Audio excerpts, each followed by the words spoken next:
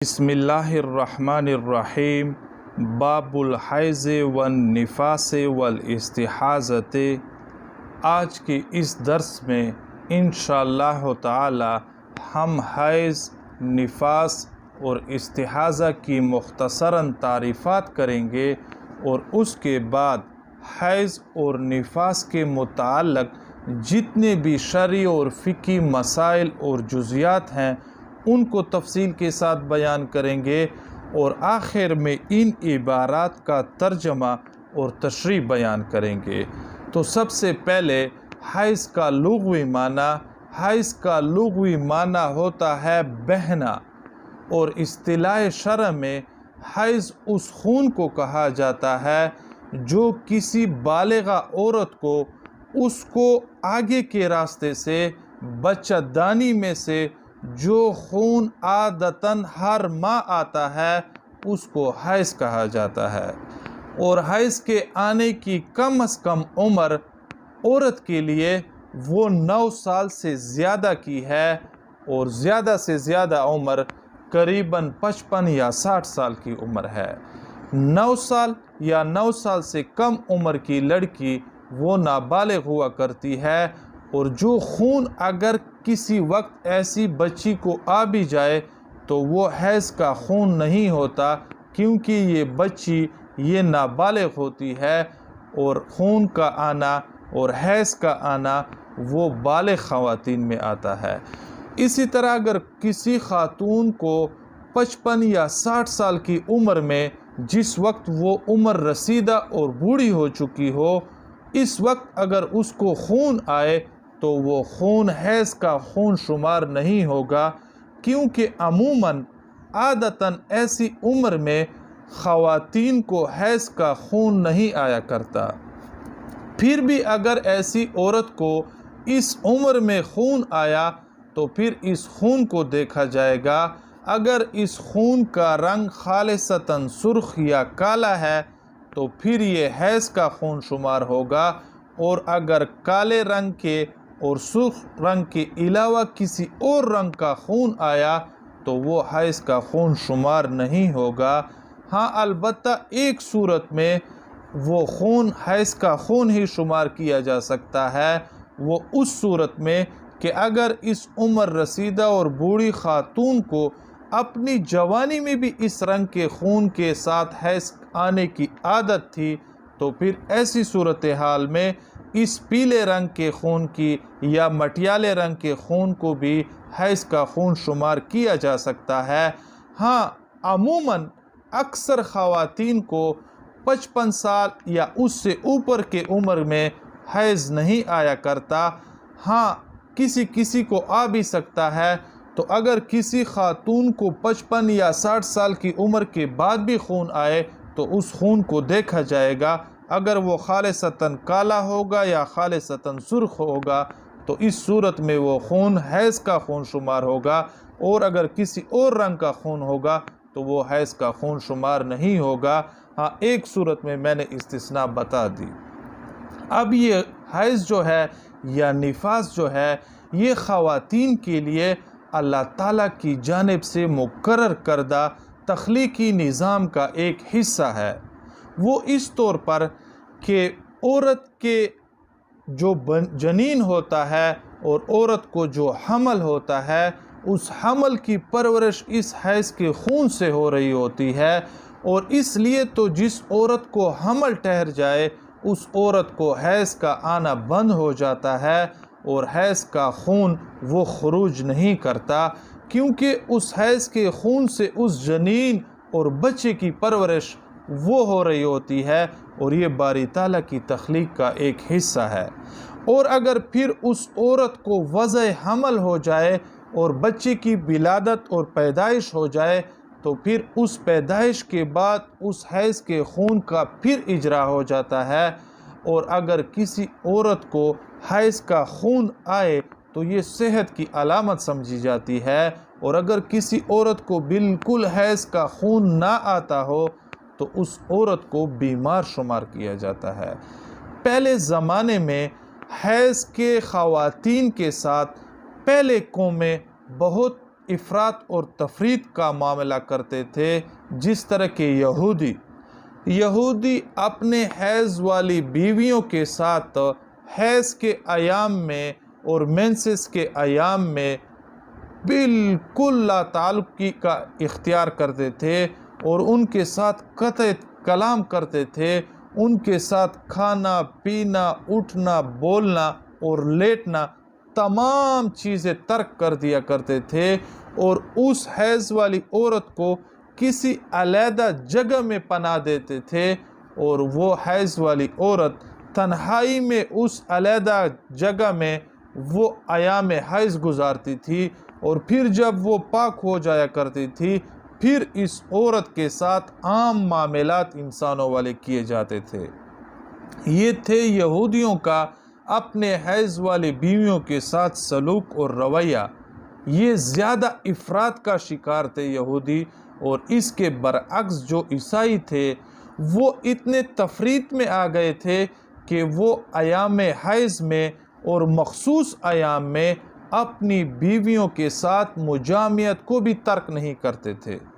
جبکہ اس کے علاوہ جو ہمارا اسلام ہے، ہمارا دین ہے، یہ ایک اعتدال کا دین ہے، اور اس نے افراط اور تفریط کے درمیان ایک راستہ اختیار کیا، جس میں نہ زیادہ سختی ہے اور نہ زیادہ تفریط اور نرمی ہے، بلکہ اعتدال ہے۔ ہمارے اسلام میں حیض والی عورت کے ساتھ اس طرح کا رویہ نہیں کیا جاتا جس طرح کے یہودیوں کا رویہ ہوتا تھا، اور نہ اس طرح کا رویہ اس کے ساتھ اپنایا جاتا ہے جس طرح کہ عیسائیوں کا رویہ حیض والی عورتوں کے ساتھ ہوا کرتا تھا۔ ہمارا اسلام جو ہے وہ ہمیں درس دیتا ہے کہ حیض والی عورت کے ساتھ گفتگو بھی کرو جائز ہے، اس کے ساتھ کھانا بھی کھاؤ جائز ہے، اس کے ساتھ باتیں بھی کرو جائز ہے، اس کے ساتھ ایک کمرے میں ایک چارپائی میں لیٹ بھی جایا کرو، یہ بھی جائز ہے۔ اس میں کوئی قدغن اور ممانعت اور گناہ نہیں ہے۔ ہاں البتہ ان مخصوص ایام میں غلاظت اور تکلیف سے بچنے کے لیے مجامعت، صحبت اور جماع سے اجتناب کرنا چاہیے۔ باقی ان عورتوں کے ساتھ وہی معاملات کیے جانے چاہیے جو معاملات حیض کے علاوہ ایام میں کیے جاتے ہیں۔ تو یہ ہمارے اسلام نے عورتوں کے ان حقوق کی درست طور پر رہنمائی کی، جس طرح کہ یہودیوں نے کی تھی، اس طرح افراط کا مطلب زیادہ شدت اور سختی کا درس نہیں دیا اسلام نے، اور نہ زیادہ تفریط، اس طرح کی نرمی کہ ان کے ساتھ ان ایام میں صحبت اور جماع بھی عیسائی کیا کرتے تھے۔ اسلام نے ایک اعتدال کا راستہ اپنایا۔ اب ایک صورت یہ ہے کہ یحرم بالحیض والنفاس ثمانیۃ اشیاء، یہ عبارت مستقل آ رہی ہے کہ حیض والی عورت اور نفاس والی عورت، یہ 8 چیزیں ان کے اوپر حرام ہو جاتی ہے۔ ان میں سے ایک جماع بھی ہے۔ حیض والی عورت کے ساتھ اور نفاس والی عورت کے ساتھ جماع کرنا وہ ممنوع قرار دیا گیا ہے۔ حیض والی عورت کے ساتھ اگر کوئی جماع کرے گا اور اس جماع کو حلال سمجھے گا تو بعض علماء کے نزدیک اس جماع کو حلال سمجھنے والے کو کفر تک کا بھی فتویٰ دیا گیا ہے، اور اس کو کفر تک کے بھی الفاظ کہے گئے ہیں اگر کوئی شخص حیض کے زمانے میں عورت کے ساتھ جماع کو حلال اور جائز سمجھے۔ اب ایسا ہوا کہ ایک مرد اپنی بیوی کے ساتھ ایام حیض میں، مینسس کے ایام میں، پیریڈز میں، وہ اپنی بیوی کے ساتھ صحبت کر لے اور جماع کر لے، تو ایسی صورتحال میں یہ شخص کرنے والا اور اس کی بیوی جو حالت حیض میں تھی اور ایام حیض میں تھی، اور ان دونوں نے مجامعت اور صحبت کر ڈالی، یہ دونوں سخت ترین گناہگار ہیں اور توبہ اور استغفار پڑھیں گے۔ ہاں البتہ اگر اس عورت کو مجبور کیا گیا ہو تو پھر ایسی صورتحال میں اس عورت کا گناہ بھی اس مرد کے اوپر ہے، کیونکہ اس مرد نے اور خاوند نے اپنی بیوی کو اس حد تک مجبور کیا کہ اس نے ایام حیض میں اپنے خاوند کے ساتھ جماع اور صحبت کی اجازت دے دی، تو ایسی صورتحال میں اس مرد کے اوپر 2 گنا گناہ ہوگا، کیونکہ اس نے اپنی بیوی کو اس حد تک مجبور کیا کہ اس نے ایام حیض میں اس کے ساتھ جماع پر رضامندی اختیار کر لی۔ اب مستحب یہ ہے اس شخص کے لیے جس نے ایام حیض مخصوص ایام میں، پیریڈز کے ایام میں، مینسز کے ایام میں اپنی بیوی کے ساتھ مجامعت اور صحبت کر ڈالی، تو ایسے شخص کے لیے مستحب عمل یہ ہے کہ وہ 1 دینار اللہ کے راستے میں صدقہ اور خیرات کر لے اور توبہ اور استغفار بھی پڑھ لے۔ اور یہ 1 دینار کا حکم فقہا نے اس وقت بتایا ہے کہ جب اس کی بیوی کو سرخ خون آ رہا ہو حیض کا، اور اگر سرخ خون کے علاوہ کوئی اور خون آ رہا ہو حیض کا، تو پھر نصف دینار، آدھے دینار کو ہی صدقہ اور خیرات کرنا چاہیے۔ لیکن یہ بات ذہن نشین کر لی جائے کہ یہ صدقہ اور خیرات 1 دینار کا یا نصف دینار کا یہ واجب، لازم اور ضروری نہیں ہے۔ اگر کوئی اس لیے کرے کہ دیکھیں مجھ سے ایک عظیم غلطی سرزد ہوئی ہے، اس پر میں نے توبہ اور استغفار بھی پڑھ لی ہے اور بطور کفارہ اپنے آپ کو جرمانہ بھی کیا ہے تاکہ آئندہ کے لیے مجھ سے کوئی ایسا فعل سرزد نہ ہو، تو یہ اس صورت میں مستحب ہے، لازم اور ضروری نہیں ہے۔ والاستمتاع بما تحت السرۃ الی تحت الرکبۃ، یہ بھی عبارت آ رہی ہے کہ حیض والی عورت کے ساتھ اس سے لطف اندوزی اور اس سے تلذذ اس حد تک حاصل کیا جا سکتا ہے کہ وہ ناف کے نیچے سے نہ ہو، گھٹنوں تک۔ مطلب ان ایام میں ناف کے نیچے سے لے کر گھٹنوں تک اپنی بیوی اور منکوحہ سے کسی قسم کی تلذذ اور لطف اندوزی حاصل نہیں کی جا سکتی، بشرطے کہ کوئی کپڑا حائل نہ ہو اور سطر اس کا ڈھانپا ہوا نہ ہو۔ اگر اس کی بیوی نے ایام حیض میں اپنی شلوار پہنی ہوئی ہے اور اس مرد نے بھی پہنی ہوئی ہے، تو ایسی صورتحال میں اگر تلذذ اور لطف اندوزی اور گپ شپ لگا لے تو پھر اس کا حکم ممنوع والا نہیں ہے، کیونکہ اس میں مجامعت نہیں پائی جا رہی، صحبت نہیں پائی جا رہی۔ ہاں اگر بلا حائل کسی کپڑے کے یا بلا کسی چیز کے ڈھانپنے کے یہ تلذذ حاصل کی جائے تو پھر یہ کیا ہے؟ یہ ممنوع ہے۔ والاستمتاع بما تحت السرۃ الی تحت الرکبۃ، ناف کے نیچے سے لے کر گھٹنوں تک کسی قسم کی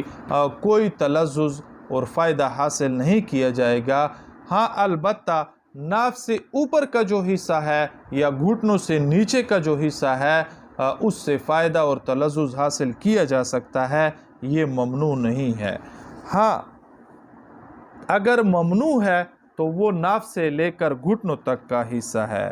اب حیض کی جو ہے وہ کم سے کم مدت وہ 3 دن ہے۔ 3 دن سے کم جو ہے وہ حیض نہیں ہوتا، بلکہ وہ استحاضہ اور بیماری ہوتی ہے، اور حیض کی اکثر مدت جو ہے وہ 10 دن ہے۔ 10 دن سے اوپر کا جو خون آئے گا 11ویں دن، 12ویں دن، 13ویں دن، تو وہ حیض کا خون شمار نہیں ہوگا، بلکہ وہ استحاضہ اور بیماری ہوگی۔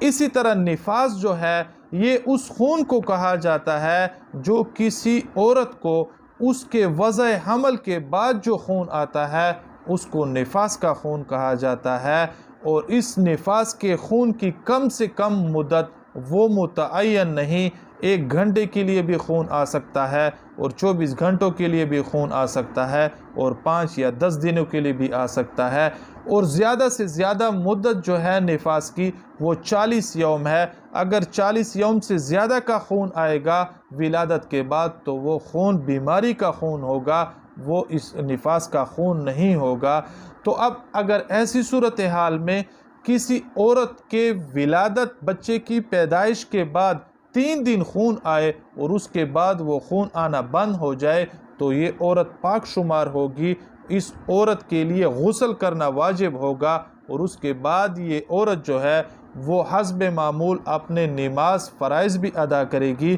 ذکر و اذکار بھی کرے گی، اور اگر رمضان شریف کا مہینہ ہوگا تو وہ رمضان شریف کے فرض روزے بھی رکھے گی۔ اس عورت کے لیے، جس عورت کا بچہ پیدا ہوا ہے، 40 دن کا انتظار کرنا اور 40 دن تک خون آنے کا انتظار کرنا یہ ضروری نہیں ہے، کیونکہ حیض نفاس کی کم سے کم مدت وہ متعین نہیں، تھوڑے وقت کے لیے بھی آ سکتا ہے اور بند ہو سکتا ہے اور ختم ہو سکتا ہے۔ ہمارے اس میں عام طور پر مشہور یہ ہے کہ عورت 40 دن تک وہ نہ نماز پڑھتی ہے، نہ روزہ رکھتی ہے، نہ تلاوت کرتی ہے، کیونکہ اس نے یہ مسئلہ سنا ہوتا ہے کہ میری ولادت، بچے کی پیدائش کے بعد میں 40 دن تک کسی قسم کی عبادت نہیں کروں گی۔ تو یہ مسئلہ غلط سنا گیا ہے۔ اگر اس عورت کا خون آنا بند ہو گیا ہے تو وہ عورت پاک شمار ہوگی اور وہ اپنی نماز اور روزے اور تلاوت وغیرہ ادا کرے گی۔ اب حالت حیض میں جو ہے وہ عورت جو ہے جو حیض میں مبتلا ہے وہ قرآن کو بغیر کسی غلاف کے ہاتھ نہیں لگائے گی، اور اسی طرح قرآن کریم کی تلاوت بھی قصداً نہیں کرے گی، کسی ایک آیات کی یا ایک آیات سے زیادہ کی قرآن کریم کی تلاوت نہیں کرے گی۔ ہاں البتہ فقہاء حضرات نے کہا ہے کہ اگر کوئی عورت وہ حیض کے ایام میں وہ مدرسہ تھی